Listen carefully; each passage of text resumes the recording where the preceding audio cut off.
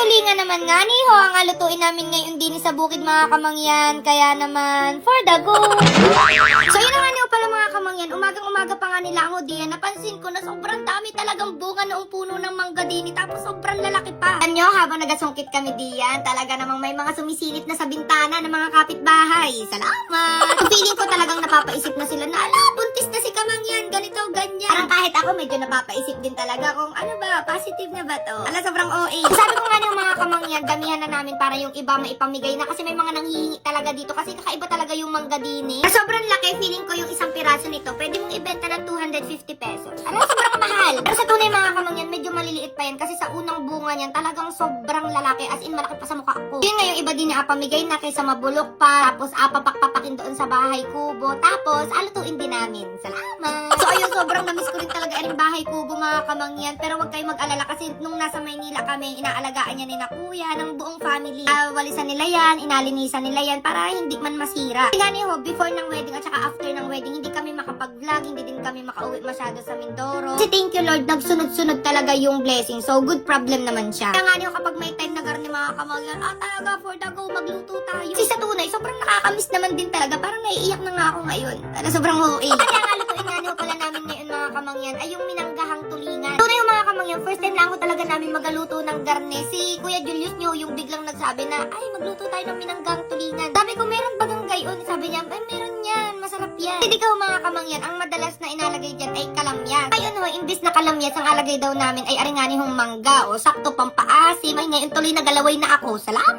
Kasi alam niyo naman, iba talaga ang asim ng mangga, talagang mapapapikit ka ng bonggang-bongga. So ayan, tingnan nyo naman, sobrang dami ng tulingan na binili namin mga kamangyan. Gawa ng ariho ay 10 kilo. So 180 pesos daw ang 1 kilo. And namiss ko rin talaga yung tulingan mga kamangyan. Alam niyo yung pagka-crave mo sa ganyan, para ka na talagang nagalihin.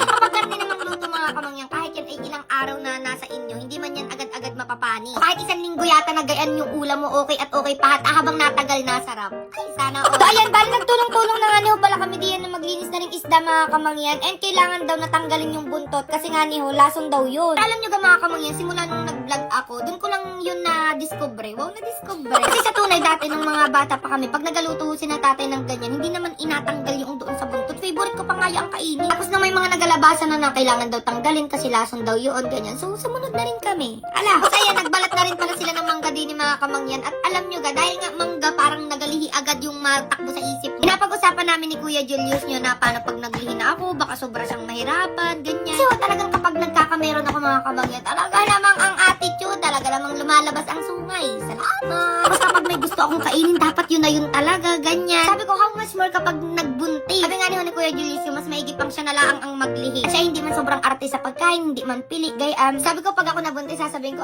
gusto ko ng pagkain galing Korea. Ala, sobrang arte. Gusto ko pala kapag lutong sinigang, dapat luto talaga ni Kuya Julius nyo. Kapag lutong adobo, talagang luto dapat ni tatay. So kapag naglihi ako ng mangga, sabihin ko, ayoko ng sungkit, dapat akyatin mo talaga yan. Dapat kita kong nahihirapan ka.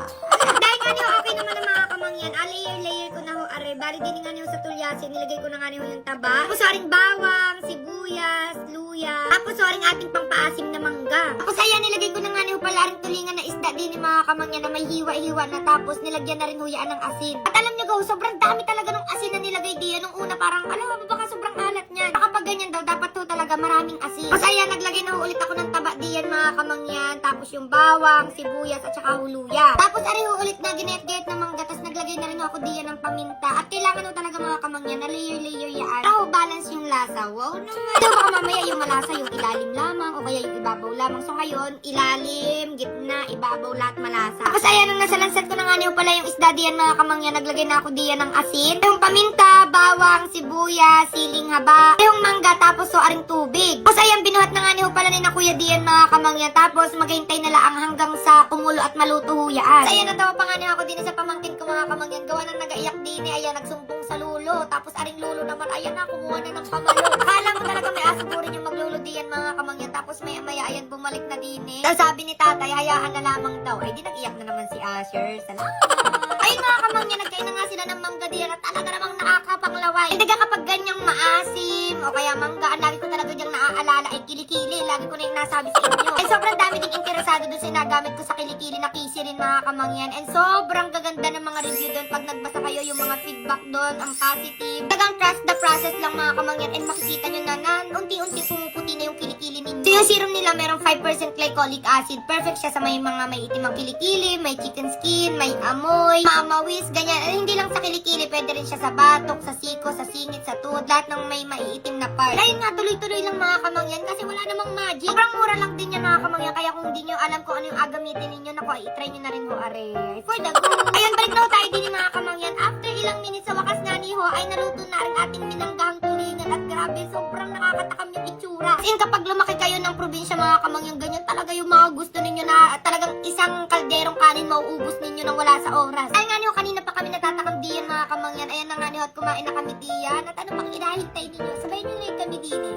Ayun nga mga kamangyan, di ganun una, hindi ko talaga alam kung ano yung magiging lasa. Kasi nga first time lang namin magluto ng minanggahang tulingan. Madalas talaga kalamyas yung pampaasim. Kaya suka, ganyan. Pero yung may mangga, talagang hindi ko ma-imagine baka ang sama ng lasa, gayaan. Pero te, sobrang sarap. Kakaiba yung asim niya. Tapos yung taba, sobrang lambot na parang jelly ace na. At sobrang daming asin na nilagay namin. Hindi man sobrang alat, as in, sakto lamang. Nga may mga luya din na nilagay, hindi na siya malansa. And sobrang sarap talaga, as in. Nakita nyo naman sa mga itsura namin diyan mga kamangyan na talaga namang na-enjoy namin ng bonggang-bongga. Tapos kapag nagsawa na kami diyan mga kamangyan, ang pwede namin gawin after ilang days, pwedeng prituhin, ganyan. Kasi ang sarap din kapag prinito yan, yung galing sa sinain. Tapos ayan, lagi na kami may mga nakahandang Tupperware mga kamangyan para sa mga gusto nilang bigyan. Gawa ng diga, sabi ko naman sa inyo. Kasi namin magluto lang na kung maramihan. Talagang inapamigay nila yan sa mga kakilala nila, sa mga kapitbahay nila, gayaan. Hindi lang nabibidyohan, baka magmukha na itong outreach program. Salamat! Kaya sobrang namis talaga namin yung pagluluto namin din sa bukid mga kamangyan. And mag-suggest pa kayo as in yung mga kakaiba na gusto nyong lutuin namin din eh. Yung mga higante, ganyan. Gusto ko yung nagcha-challenge kami. Ala, sobrang arte. Yun lang naman mga kamangyan. Mamili pa rin ako ng bibigyan ng gift. Basta i-follow nyo lang ako ating page at i-share yung video. Ano? Hanggang dito na lang ako rin ating video. Tatuloy-tuloy pa namin yung pagkain namin din eh. Bye-bye, love you.